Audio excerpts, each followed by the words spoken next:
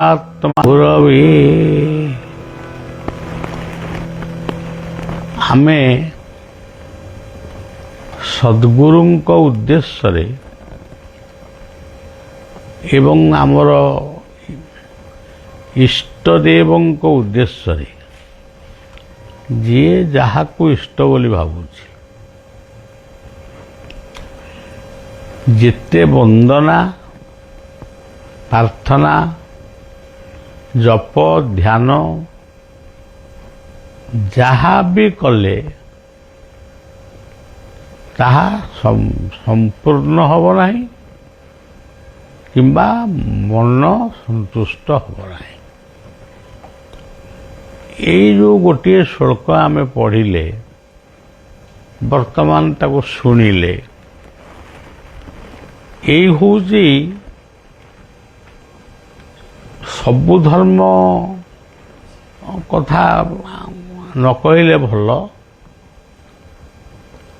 आमे जो धर्मर प्रतिनिधित्व करुचे यही धर्मर ये गोटे सबुठारु विराट कथा।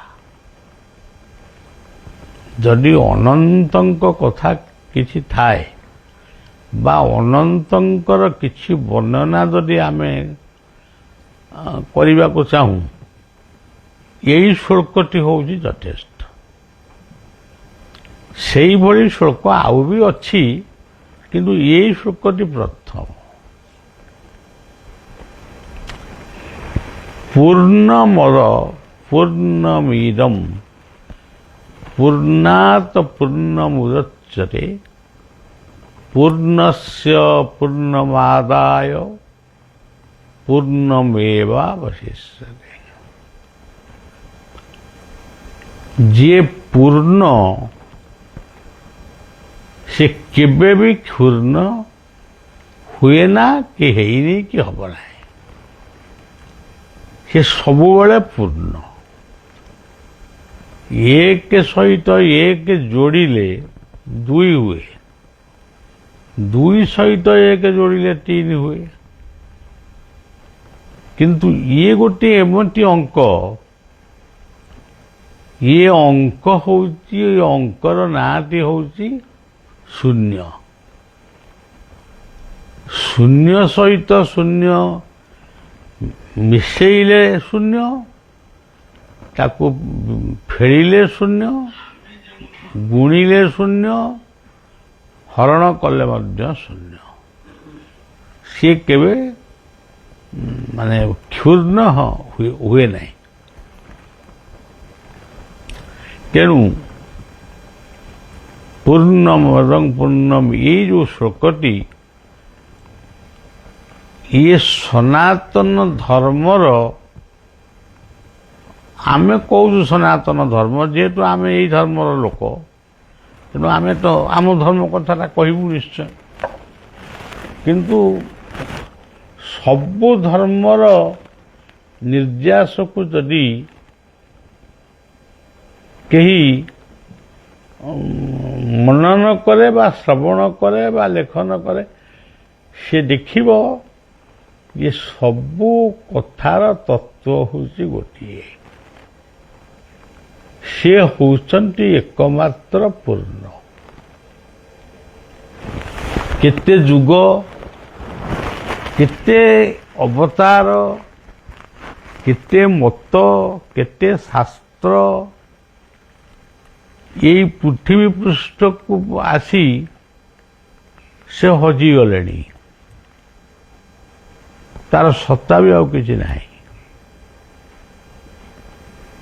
किंतु ताकू जदि गभीर भाव चिंता करिवा तार सत्ता भी अच्छी तार लेखा भी सी बुड़ब नहीं कि छिंदी हब नहीं कि अग्नि जड़ब नहीं से जेमिति हेले भी से रहिबो।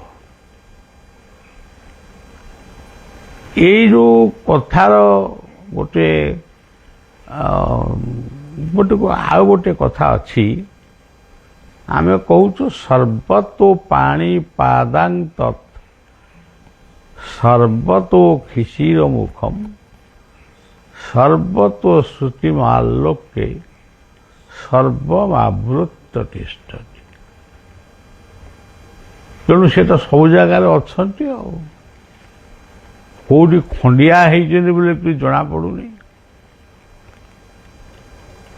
ଆହୁରି ଗୋଟିଏ ଶ୍ଲୋକ ମଧ୍ୟ ଗୀତାରେ ଅଛି, ସର୍ବସ୍ୟ ଚାହମ୍ ହୃଦି ସନ୍ନିବିଷ୍ଟୋ ମତ ଶ୍ରୁତିର୍ଜ୍ଞାନ ଅପୋହନଞ୍ଚ ବେदैଶ୍ଚ ସର୍ବୈରହମେବ ବେଦ୍ୟ ବେଦାନ୍ତ କୃତ ବିରେବ ସହ।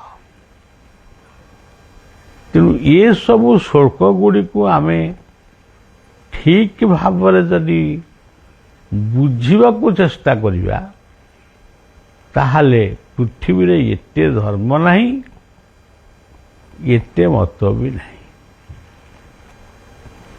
ଗୋଟିଏ ଗୋଟିଏ ଶାସ୍ତ୍ରକୁ ଜଣେ ପଢ଼ୁ ଏବଂ ସେ ସାରାଂଶକୁ ଲେଖୁ। ସବୁ ସାରାଂଶକୁ ଆମେ ଏକତ୍ର କରି ଯଦି ଆଉ ଥରେ ତାକୁ ମନନ କରିବା, ସମ୍ପୂର୍ଣ୍ଣ ଭାବରେ ଆମେ ଅନୁଭବ କରିପାରିବା କଥା ହେଉଛି ଗୋଟିଏ। ଗୋଟିଏ କଥାକୁ 100 ପ୍ରକାରର କହି ଲୋକଙ୍କୁ କେବଳ ସରଳ ମଣିଷକୁ କେବଳ ଉଦ୍ଭ୍ରାନ୍ତ କରାଯାଉଛି। କିଏ କହୁଛି ସିଏ ବଡ଼, ସିଏ କହୁଛି ଇଏ ବଡ଼, ଏମିତି ଗୋଟେ ଚାଲିଛି। ଯେତେବେଳେ ଯମୁନା କୂଳରେ, ଗୋଟେ ଆମ ପୁରାଣର କଥା, ଛୋଟିଆ କଥାଟିଏ, ଯେତେବେଳେ ଯମୁନା କୂଳରେ ପବନ ବହୁଛି, ଯମୁନାର ଜଳ ବି କଳକଳ ନାଦରେ ସେ ତାର ଗୀତ ଗାଉଛି। କୃଷ୍ଣ ସେତେବେଳେ ସେଇ ଯମୁନା କୂଳରେ ସେ ଭ୍ରମଣ କରୁଛନ୍ତି ବା ବୁଲୁଛନ୍ତି, ଯାହା କରୁଛନ୍ତି। ସେ ତ ଆମରି ଭଳିଆ ଲୋକ ନୁହନ୍ତି, ପ୍ରାତଃ ଭ୍ରମଣ କରୁଛନ୍ତି, ସାନ୍ଧ୍ୟ ଭ୍ରମଣ କରୁଛନ୍ତି। ସେ ତାଙ୍କର କ'ଣ ଗୋଟେ ଭାବୁଛନ୍ତି। ଏଇ ଭାବନା ଭିତରେ ତାଙ୍କର ଗୋଟିଏ ଅତୀତର ଭାବନା ଭାସି ଆସିଲା। ଅତୀତର ଭାବନା ହେଉଛି ଯେ ଏଇ ଗାଁରେ, ଏଇ ଯେଉଁ ଗାଁଟି ଅଛି, ଯାହାକୁ ଆମେ ବ୍ରଜ ବୋଲି କହୁଛୁ, ଯାହାକୁ ଆମେ ଗୋପ ବୋଲି କହୁଛୁ, ଏଇ ଗାଁରେ ଯେତେ ଲୋକ ଅଛନ୍ତି ସମସ୍ତେ ତ୍ରେତୟା ଯୁଗରେ ଜନ୍ମ ହେଇ ଶେଷରେ ସବ ବୈରାଗ୍ୟ ତାଙ୍କର ଉଦୟ ହେଇଛି, ସେ ସବ ସାଧୁ ସନ୍ଥ ହେଇଯାଇଛି। କିଏ ଜଟା ପିନ୍ଧିଛି, କିଏ କମଣ୍ଡଳୁ ଧରିଛି, କିଏ କୋଉ ବେଶରେ ଅଛନ୍ତି, କିନ୍ତୁ ସମସ୍ତଙ୍କ ଭିତରେ କୃଷ୍ଣ ଚେତନା କିନ୍ତୁ ରହିଛି। ସମସ୍ତେ କୃଷ୍ଣକୁ ଡାକୁଛନ୍ତି, କିନ୍ତୁ ଭେଷ ଅଲଗା, ରୂପ ଅଲଗା, ଜଟା ଜୁଟ ସବୁ ତ ଅଲଗା ଆଉ, କିନ୍ତୁ ନାମଟି କିନ୍ତୁ ଅଲଗା ନୁହେଁ। ଏଇ ଆଜିର ଏଇ ସମାଜରେ ଆପଣ ଦେଖିବେ, ହରେ କୃଷ୍ଣ ଶବ୍ଦକୁ ନେଇ ଗୋଟେ ପୃଥିବୀରେ ଗୋଟେ ବିପ୍ଳବ ଚାଲିଛି।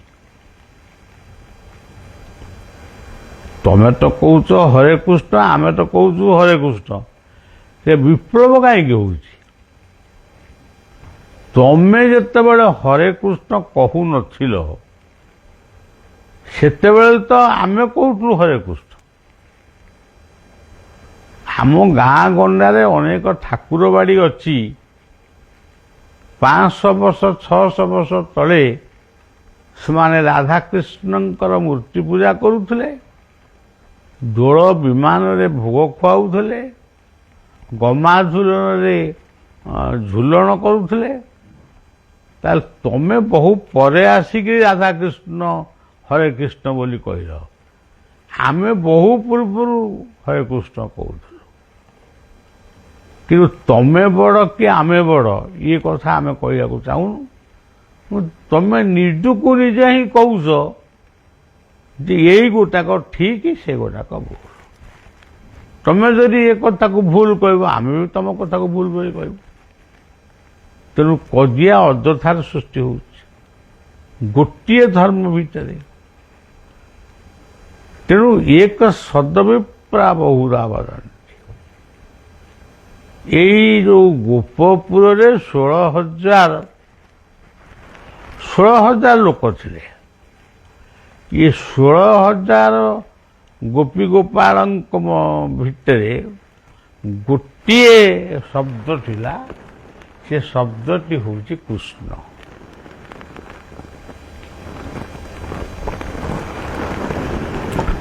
କୃଷ୍ଣ ଶବ୍ଦର ଅର୍ଥ କ'ଣ? କଳା। କୃଷ୍ଣ ଶବ୍ଦର ସିଧା ଅର୍ଥ ହେଉଛି କଳା। ସେ କଳାଟି କିଏ? ସେ ହେଉଛନ୍ତି ନିରାକାର। ନିରାକାରଙ୍କ ରୂପଟା ହେଉଛି କଳା। ଆପଣ ସୂର୍ଯ୍ୟଙ୍କୁ ଦେଖିଲେ କଳା କହିବେନି, ଧଳା କହିବେ। କିନ୍ତୁ ସିଏ ହେଉଛନ୍ତି କଳା। ତାଙ୍କର ଯୋଉ ଅବସ୍ଥିତି ସେଟା ବ୍ୟାପକ। ତାକୁ ଆମେ ଆଉ କ'ଣ କହିବା? ସେଇ ଯୋଉ ବ୍ୟାପକ କୃଷ୍ଣ ମୂର୍ତ୍ତି ସମଗ୍ର ଜଗତକୁ ଆକାଶ ଭଳି ଛତ୍ର ମେଲେଇ ଯୁଗ ଯୁଗ ଧରି ସେ ରହିଛନ୍ତି। ସେଇ କଥାଟାକୁ ନେଇକିରି ଆମ ଭିତରେ ବାଡ଼ିଆ ପିଟା ହେଉଛି। ମାନେ ବାଡ଼ିଆ ପିଟା ମାନେ କଥାବାର୍ତ୍ତା ଯୁକ୍ତିତର୍କ ହେଉଛି। ଆଉ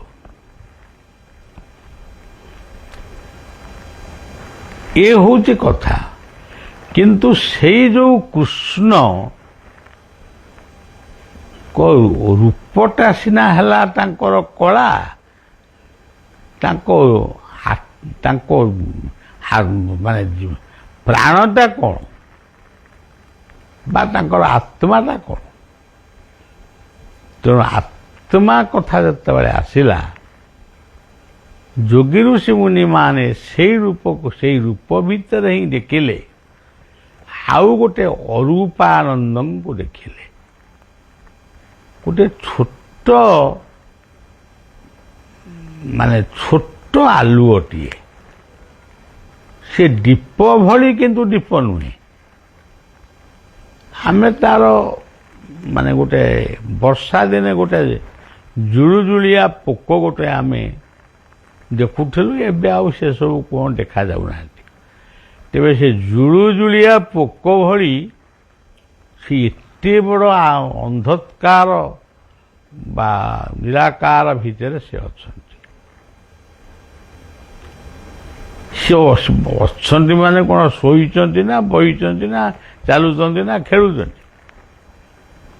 ପ୍ରତି ମୁହୂର୍ତ୍ତରେ ତାଙ୍କର କ୍ରିୟାଟା ସବୁବେଳେ ଚେତନଶୀଳ ହେଇକି ରହିଛି।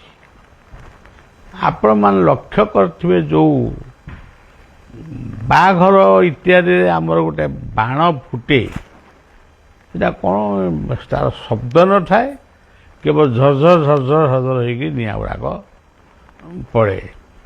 ସିଏ ସେମିତିଆ ଗୋଟିଏ ବାଣ। ସମଗ୍ର ସୃଷ୍ଟିକୁ ସବୁ ସମୟରେ ସେ ତାକୁ ନିୟନ୍ତ୍ରଣ କରି ରଖିଛନ୍ତି। ସେଇ କୃଷ୍ଣ ମୂର୍ତ୍ତି ଅନ୍ୟ ପକ୍ଷରେ ଜନ୍ମ ବି ହେଇଛନ୍ତି। ସେ କେମିତି ଜନ୍ମ ହେଲେ, କ'ଣ କଲେ, ସେଗୁଡ଼ିକ ସବୁ ଆପଣମାନେ ବି ଜାଣିଛନ୍ତି, ଅଳ୍ପ ବହୁତ ଜାଣିଛନ୍ତି। ସେ ଜନ୍ମ ହେଲେ ତ ତାଙ୍କ ଲୀଳା ଆରମ୍ଭ କଲେ। ସେ ଖେଳ କୌତୁକ ତାଙ୍କର ସବୁଗୁଡ଼ାକ ଲୀଳା, ତାଙ୍କ ଖେଳ ଲୀଳା, କୌତୁକ ଲୀଳା, ସରଲବଣୀ ଖାଇବା ଲୀଳା, ହାଣ୍ଡି ଭାଙ୍ଗିବା ଲୀଳା, ସବୁ ତାଙ୍କ ଲୀଳା। ଏଇ ନୀଳାମୟ ପୁରୁଷଙ୍କୁ ପୁରୁଷୋତ୍ତମ ବୋଲି କୁହାଯାଏ, ଲୀଳା ପୁରୁଷୋତ୍ତମ।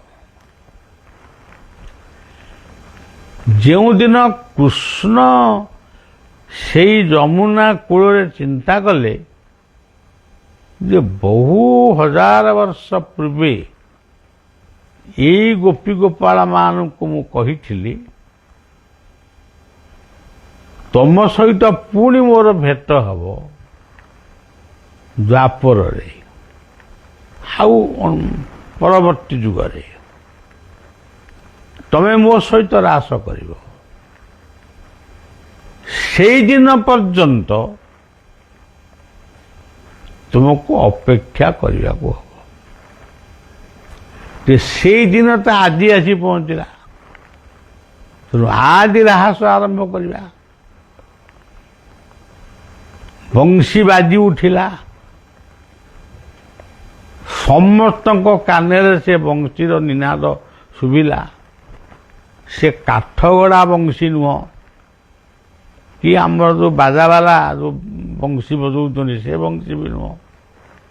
ସେ ବଂଶୀର ନାଁ ଆଜି ପର୍ଯ୍ୟନ୍ତ ମାନେ କେହି ବି କହୁନାହାନ୍ତି। ସେ ବଂଶୀର ନାଁ ହେଉଛି ମୋହନ ବଂଶୀ। ସେ ବଂଶୀଟା ବାଜେ, ପାଟିରେ ବାଜେ ବୋଲି କିଛି ତା ପ୍ରମାଣ ନାହିଁ। ସେ ବଂଶୀଟା କିନ୍ତୁ ବାଜେ। ସେଇ ଯେଉଁ ବଂଶୀର ଶବ୍ଦଟା ଆସେ, ସେଇ ହେଉଛନ୍ତି, ସେଇ ଶବ୍ଦଟି ହେଉଛି ରାଧା। ଏଇ ରାଧା ଶବ୍ଦକୁ ରାଧା ବୋଲି ଗୋଟେ ଶବ୍ଦ କହନ୍ତି, କିନ୍ତୁ ସମସ୍ତଙ୍କୁ ଶୁଭେ ମୋ ନାଁ ଧରି ଡାକୁଛନ୍ତି। ସମସ୍ତଙ୍କୁ ଶୁଭୁଛି ତାଙ୍କରି ନାଁ ଧରିକି ସମସ୍ତେ ଡାକୁଛନ୍ତି। ଆଉ ତେଣୁ ସମସ୍ତେ ନିଜ ନିଜର କାମ ଫାମ ଛାଡ଼ି ଦେଇ ଭକ୍ତି ଉପୁଜିବ ଯେବେ, ଛାଡ଼ିବ ସର୍ବକର୍ମ ତେବେ। ତେଣୁ ସବୁ ଛାଡ଼ି ଦେଇ, କିଏ ପିଲାକୁ କ୍ଷୀର ଦେଉଥିଲା, କିଏ ଶାଶୁକୁ ମୃଥିଲା, କିଏ କେଉଁଠି କ'ଣ, ସବୁ ଛାଡ଼ିଛୁଡ଼ି ଦେଇକି ପଳେଇ ଆଇଲେ ଯମୁନାକୁ। ଯମୁନା କୂଳରେ ଯେତେବେଳେ ପହଞ୍ଚିଲେ, ସେତେବେଳେ ମୋହନ, ତାଙ୍କ ନାଁ ବି ମୋହନ, ତାଙ୍କ ବଂଶୀର ନାଁ ମଧ୍ୟ ମୋହନ। ଏଇ ମୋହନ ପଚାରିଲେ ଯେ ତମେ ସବୁ ଏଠିକି କାହିଁକି ଆଇଛ, ମେଳି ହେଇକି ଏଠିକି କାହିଁ ଆଇଲ? ସିଏ କହିଲେ ତୁ ପୁରା ଡାକିଲୁ। ମୁଁ କେତେବେଳେ ଡାକିଲି? ମୁଁ ତ କିଛି ଡାକିନି। ମୋ ହାତରେ କିଛି ନାହିଁ, ଶବ୍ଦ ଅଛି, ମୁଁ ବଂଶୀ ଧରିଛି, ମୁଁ ଡାକୁଛି। ବଡ଼ ଆଶ୍ଚର୍ଯ୍ୟ କଥା। ହଉ ଯଦି ଆସିଲ, ଯା ଫେରିଯା, ଯା ନିଜ ନିଜ କାମ ସାରିବ। ଆଉ ଯିବୁ କୁଆଡ଼େ? ଆମେ ଛୁଟି ଆଇଛୁ, ଆଉ ଯିବୁ କୁଆଡ଼େ? ଏଇଠୁ ଆରମ୍ଭ ହେଲା ଭଗବାନ କୃଷ୍ଣଙ୍କର ବହୁ ଅତୀତର ସ୍ମୃତି। ଏଇଠି ରାହାସର ରୂପ ନେଇ ସେ ଗୋଟିଏ ସ୍ୱତନ୍ତ୍ର ନାଟକ ବା ସ୍ୱତନ୍ତ୍ର ଲୀଳା ସେ ସୃଷ୍ଟି କଲେ। ସେତେ କଥା କହିବା ପାଇଁ ଆମ ପାଖରେ ବର୍ତ୍ତମାନ ସମୟ ନାହିଁ। ତେବେ ରାହାସ ଏଇଠୁ ଆରମ୍ଭ ହେଲା। ରାହାସ ସରିଲା।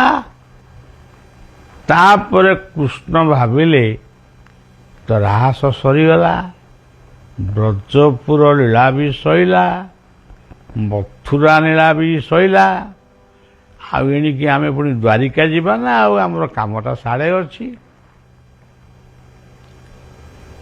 ପାଠ ପଢ଼ି ସାରିଲା ପରେ ପିଲା ସେ କ'ଣ କରନ୍ତି? ଚାକିରି ଖୋଜନ୍ତି, ବ୍ୟବସାୟ ଖୋଜନ୍ତି। ତେଣୁ ସିଏ ସବୁଠୁ କହିଲା ଆମେ ଯିବା, ଆମ କାମ ସରିଲା, ଆମେ ଦ୍ୱାରିକା ଯିବା। ଆଉ ସେ ଦ୍ୱାରିକା ଯିବା ପୂର୍ବରୁ ଆଗେ ବାପ ମାଙ୍କର କଥାଟାକୁ ଛିଣ୍ଡେଇବା। ଆମ ରାହାସ ଭିତରେ, ଜୀବନ ରାହାସ ଭିତରେ, ପ୍ରତିଟି ଜୀବନର ରାହାସ ଭିତରେ ପିତାମାତା ହେଉଛନ୍ତି ଗୋଟିଏ ବିନ୍ଦୁ। ସେଇଠୁ ରାହାସ ଆରମ୍ଭ ହୁଏ, ପୁଣି ସେଇଠି ଶେଷ ହୁଏ। ଆମେ କିନ୍ତୁ ବହୁତ କଥା କହୁ। ସେ କୃଷ୍ଣ ଏମିତି ତ୍ରିଭଙ୍ଗୀ ଛନ୍ଦରେ ଠିଆ ହେଇଥିଲେ, ସେ ଏମିତି ବଂଶୀ ବଜାଉଥିଲେ, ସେ ଏମିତି ଚୁଟି ବାନ୍ଧୁଥିଲେ, ନୂପୁର ତାଙ୍କ ଗୋଡ଼ରେ କାଳେ ଥିଲା, ସେ ଝୁଣୁ ଝୁଣୁ ହେଇକି ଶୁଭୁଥିଲା। ଯେମିତି ଏଇ ଯେଉଁ ଲୋକଟି କହୁଛି ଗୋଟେ ଷ୍ଟେଜରେ ବସିକିରି, ଯେମିତି ଜଣାପଡ଼ୁଛି ସେ ଗୋଟେ କାଲି କି ଆଜ ଯାଇଥିଲା ସେ କୃଷ୍ଣଙ୍କ ପାଖକୁ, ତାକୁ ସବୁ ଦେଖିକି ଯାଇଛି, ତାକୁ ଟେପ୍ ରେକର୍ଡ କି କ'ଣ ଗୋଟେ କରିକି ଯାଇଛି। ଇଏ ସବୁ କିଛି ନୁହେଁ। ନୂପୁରର ଶବ୍ଦ ହେଉଛି ଶବ୍ଦ ବ୍ରହ୍ମ। ନୁ ଅଛି ତା ମୂଳରେ। ନୁ କହିଲେ ନମ୍ରତା, ନୁ କହିଲେ ଅନ୍ୟକୁ ପ୍ରଣାମ ଜଣେଇବା, ନମସ୍କାର ଜଣେଇବା। ନୁମଃ। ତେଣୁ ତା ନାଁ ନୂପୁର ହେଇଛି। ସେଟା କେବଳ ଏଇଠି ବାଜୁଛି ତା ନୁହେଁ, ସିଏ ବାଜୁଛି ସବୁ ପୁରରେ ବାଜୁଛି। ସ୍ୱର୍ଗ, ମର୍ତ୍ତ୍ୟ, ପାତାଳ, ଆଉ କ'ଣ ଥିବ, ସବୁଠି ବାଜୁଛି, କିନ୍ତୁ ଆମେ କେହି ଜାଣିପାରୁନୁ। ସିଏ ଧରିଥିଲେ ମୁରଲୀ। ସେ ମୁରଲୀଟି କିଏ? ତା ମୂଳ ଅକ୍ଷର ହେଉଛି ମୁଁ। ତମେ ଯଦି ମୁଁଟାକୁ ଚିହ୍ନିନା, ତାହେଲେ ଦୁନିଆରେ କାହାରିକି ଚିହ୍ନିପାରିବନି। ତେଣୁ ସେ ଅହଙ୍କାର ମୁଙ୍କାରକୁ ଦମନ କରି ସେ ଦିବ୍ୟ ମୁଙ୍କାରରେ କହୁଛନ୍ତି, ମୁଁ ଯେଉଁ ବାଜା ବଜଉଛି ସେଟା ହେଉଛି ମୁରଲୀ। ସେଥିରୁ ଯେଉଁ ରସ ବହୁଛି ସେ ରସରେ 9ଟା ରସ ଅଛି। କାନ୍ଦ ଅଛି, ହସ ଅଛି, ସବୁ ତ ଅଛି। ଆଉ ସେଇଆକୁ ନେଇ ଜଗତ ଚାଲିଛି। ଆଉ ମୁରଲୀ ଆଉ ସେଇ ହେଉଛି ଲୀଳା। ଆଉ ମୁଁ ଯେଉଁ ତ୍ରିଭଙ୍ଗୀ ଛନ୍ଦରେ ଠିଆ ହେଉଛି, ସେ ତ୍ରିଭଙ୍ଗୀ ଛନ୍ଦଟି ହେଉଛି ମୁଁ ଯେ ସଂସାର ଅଛି ଛନ୍ଦି, ଭକତ କରିପାରେ ବନ୍ଦୀ। ଆଉ ତମେ କ'ଣ ଭାବୁଛ ଗାଈ ବନ୍ଧା ନା ଯେଉଁ ଜୀବଜନ୍ତୁକୁ ବାନ୍ଧନ୍ତି? ସେଇ ତତ୍ତ୍ୱଟାକୁ ଜାଣିଲେ ଯାଇ ଆନନ୍ଦ ସୃଷ୍ଟି ହେବ। ତେଣୁ ଯାହା ହଉ, ରାହାସ ଆରମ୍ଭ ହେଲା, ରାହାସ ସରିଲା, ଆଙ୍କର ପୁଣି ମନ ହେଲା ଇଏ ଯଦି ସରିଗଲା, ସିଏ ସରିଗଲା, ସିଏ ସରିଗଲା, ଆପରେ ଦ୍ୱାରିକାକୁ ଯିବା। ଆଚ୍ଛା, କେମିତି କ'ଣ ଯିବା? ଯିବା ପାଇଁ ବାହାରିଲେ। ସବୁଆଡ଼େ ବି ପ୍ରଚାର ହେଇଗଲା ଯେ କୃଷ୍ଣ ପଳେଇବେ ରେ। କ'ଣ କଥାବାର୍ତ୍ତା ହେଲାଣି, ରାତି 3ଟାରୁ କ'ଣ ପଳେଇବେ କହିଲେଣି। ରାତ୍ରି 3ଟାରୁ ଇଏ ପଳେଇବେ, ତାହେଲେ ଆମେ ପୁଣି କେମିତି ତାଙ୍କୁ ରଖିବା? ତାହେଲେ ଆମେ ରାତି 2ଟାରେ ଉଠିବା, ସେ 3ଟାରେ ପଳେଇଲେ ଆମେ 2ଟାରେ ଉଠିବା, ମାନେ ଓଗାଳିବା। ଉଇଁ ଆସୁଛି କି ପୂର୍ଣ୍ଣମୀ ଶଶୀ ମଧୁସାଗରୁ, ଉଠ ମଧୁପୁର ଯୁବତୀ ଓଗାଳିବା ଆଗରୁ। ପଳେଇବେ କ'ଣ କୁଆଡ଼େ? ତେଣୁ ସଜ୍ଜନ, ଇଏ ବି ଆଙ୍କର ବି ଗୋଟେ କାମ ବି ଆରମ୍ଭ ହେଇଗଲା। ଇଏ ଗୋପୀ ଗୋପାଳ ମାନେ ଆମକୁ ଛାଡ଼ିବେନି, ଏ ରାତି 2ଟାରେ ଉଠିବେ। ଅକୁର ରେଡ଼ି, ମାନେ ରଥ ରେଡ଼ି କର, ଆମେ ବସିବା ଚାଲିବା। ଏଇ ଯେତେବେଳେ ଯାଉଛନ୍ତି ନନ୍ଦିଘୋଷ ନାମକ ରଥରେ ଯାଉଛନ୍ତି, ନନ୍ଦୀ କହିଲେ ଜଗତକୁ ଯିଏ ଆନନ୍ଦ ଦିଏ, ଘୋଷ କହିଲେ ଯିଏ ବିଜୟର ବାନା ଯାହା ହାତରେ ସବୁବେଳେ ଥାଏ। ଏଇ ନନ୍ଦିଘୋଷ ରଥରେ ବସିଛନ୍ତି କୃଷ୍ଣ ବଳରାମ, 2 ଠାକୁର ବସିଛନ୍ତି। କିଛି ବାଟ ଗଲା ପରେ ଗୋଟିଏ ଅନ୍ଧାରିଆ ଜାଗାରେ କିଛି ଗଛ ଅଛି, ସେ ଗଛ ମୂଳରେ ଗୋଟିଏ ଝିଅଟିଏ ଆଖିରୁ ଲୁହ ଗଡ଼େଇ କାନ୍ଦୁଛି। ବଳରାମ ସବୁ ସବୁ ଜାଣନ୍ତି, କିନ୍ତୁ ପ୍ରକାଶ କିଛି କରନ୍ତିନି, ସେ ତାଙ୍କର ସ୍ୱଭାବ। କୃଷ୍ଣ ଯାହା ଜାଣିଥିବେ ତାହା କହିଲେ। ବଳରାମ ଚୁପ୍ କରି ବସିଛନ୍ତି। ସେ ଚିହ୍ନିଛନ୍ତି ଝିଅଟି କିଏ। ଝିଅଟି କି ବଳରାମ ବି ଚିହ୍ନିଛନ୍ତି, କୃଷ୍ଣ ବି ଚିହ୍ନିଛନ୍ତି। ଇଏ ନନ୍ଦିଘୋଷକୁ ଯିଏ ଚଳଉଥିଲା ସାତ୍ୟକୀ, କହିଲା ଟିକେ ଟିକେ ରଥ ଟିକେ ରଖ, ଅଳ୍ପ ସମୟ। ରଥ ଉପରୁ ଡେଇଁ ପଡ଼ି ସେଇ ଝିଅ ପାଖକୁ ଗଲେ।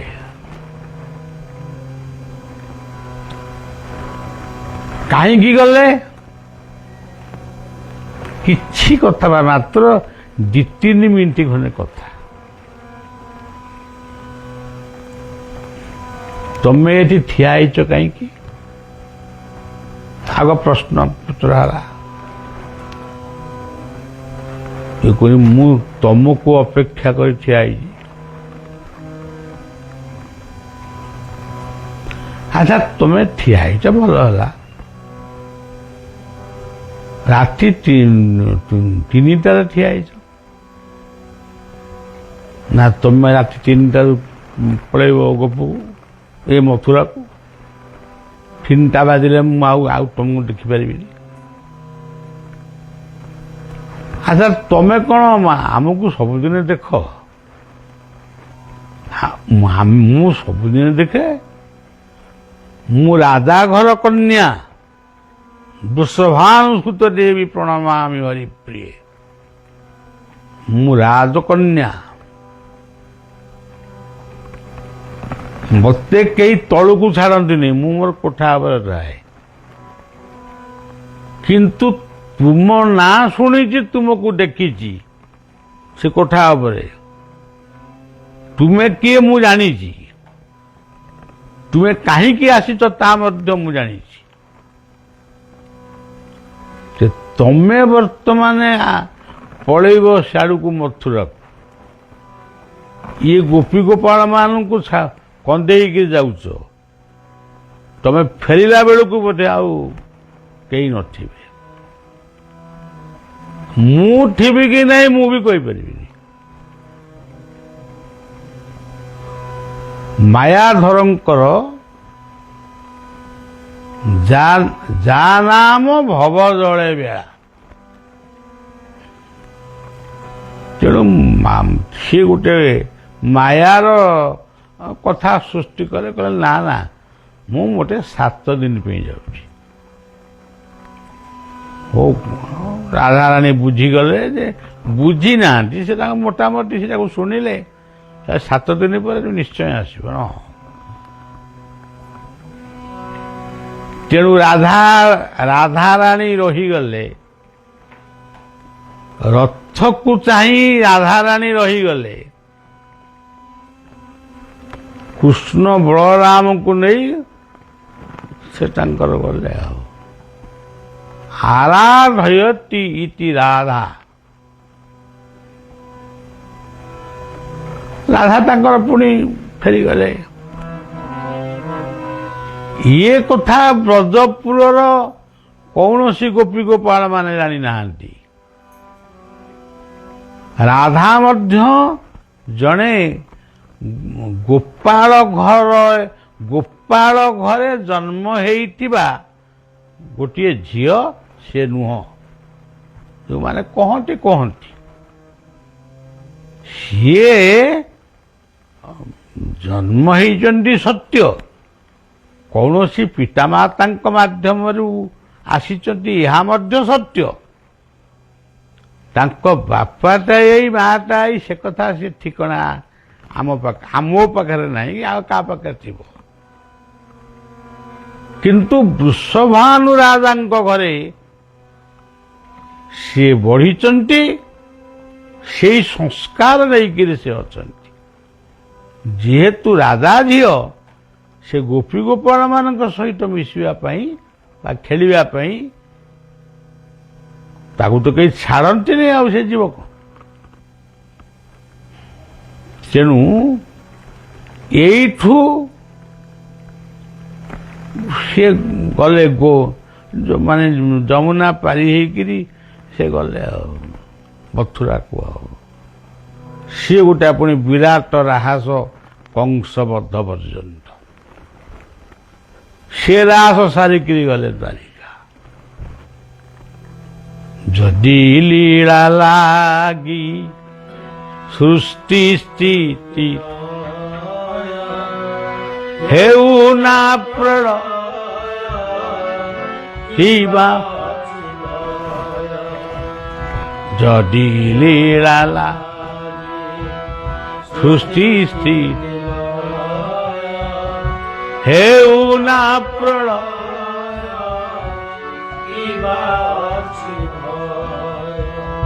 ଜାଣେ ତୁମେ ଚିର ମଙ୍ଗଳ କିମ୍ପା ସାଧିବ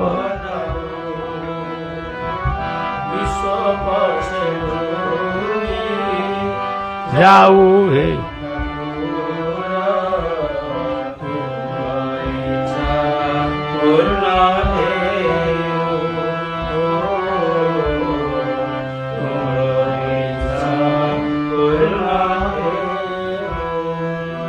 ଆଜିର କିଛି ମଣିଷ ଭାବୁଛନ୍ତି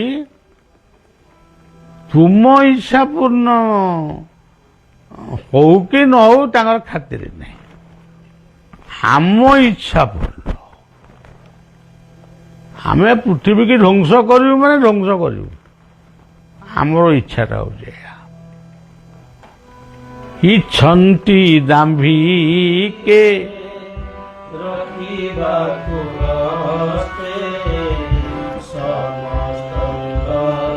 ଭାଗ୍ୟ ନିଜ କାଳ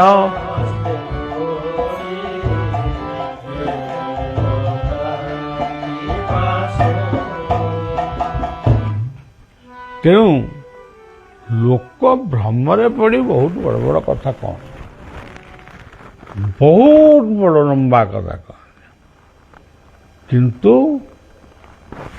ପ୍ରକୃତରେ କଥା ଏତେ ନୁହଁ। ପ୍ରକୃତରେ ଏତେ ଶାସ୍ତ୍ରରେ ବହୁତ କଥା ଲେଖା ହେଇଛି, ପ୍ରକୃତରେ କଥା ଏତେ ନାହିଁ। ମାତ୍ର ଗୋଟିଏ କଥା, ସେଇ ଅଦୃଶ୍ୟ ଦୃଶ୍ୟ, ଅଦୃଶ୍ୟ ପୁଣି ଦୃଶ୍ୟ, ଅଦୃଶ୍ୟ ଦୃଶ୍ୟମାନ ଜ୍ୟୋତି ଯଦି ଜୀବନରେ କେବେ ଆମେ ତାକୁ ପ୍ରାପ୍ତ ହେଲେ କି ଉପଭୋଗ କଲେ ସେତିକି ଯଥେଷ୍ଟ। ମଣିଷ କେଇଟା ବର୍ଷ ବଞ୍ଚିବ ଯେ ଏତେ ଫୁଟାଣି? ଆମେ କେଇଟା ବର୍ଷ ବଞ୍ଚିବା ହାରାହାରି ଗୋଟେ ହିସାବ କରିବା। ଧରନ୍ତୁ ମୋତେ ହେଲାଣି 40 ବର୍ଷ, ମୁଁ ଆଉ କେତେ ବର୍ଷ ବଞ୍ଚିବି? ଆଉ ହେଇକି ଆଉ 20-30 ବର୍ଷ ବଞ୍ଚିବି। ଆଉ ଆରେ ଆଉ ତ ମୋଟେ 20-30 ବର୍ଷ ଗଲାଣି, 40 ବର୍ଷ ଗଲାଣି, ଆଉ 20-30 ବର୍ଷ କ'ଣ ତୁମେ ଆଲୁଅ କରି ପକେଇବ? ତେଣୁ ଏସବୁ କଥାର ଶେଷାଂଶ ହେଉଛି ଦାମ୍ଭିକତା। ଏସବୁ କଥାର କିଛି ମୂଲ୍ୟ ନାହିଁ। ଜୀବନରେ ଯଦି ତାଙ୍କୁ ଆମେ ଟିକେ ଉପଲବ୍ଧି କଲେ ସେତିକି ଯଥେଷ୍ଟ।